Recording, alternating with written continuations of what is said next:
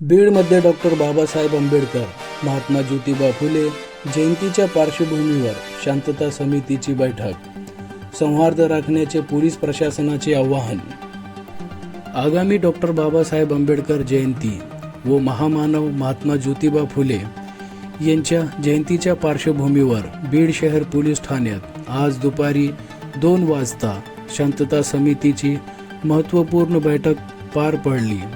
शहरात उत्सव काळात कायदा व सुव्यवस्था अबाधित राहावी आणि सर्वत्र शांतता ऐक्य टिकून राहावे या उद्देशाने बैठकीचे आयोजन करण्यात आले होते. बैठकीत शांतता समिती सदस्यांना मार्गदर्शन करताना SDPO व्यंकटराम यांनी जयंती उत्सव शांततेत संयमाने व परस्पर सौहार्द राखत साजरा करण्याचे आवाहन केले. कोणत्याही प्रकारच्या अफवा, वाद किंवा गैरसमज टाळून सर्व समाज घटकांनी एकत्रित येत एकोपा जपावा असे त्यांनी स्पष्ट नमूद केले.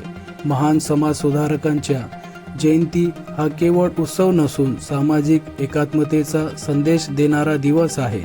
याची जाणीव ठेवून नागरिकांनी जबाबदारीने सहभाग घ्यावा असे त्यांनी सांगितले.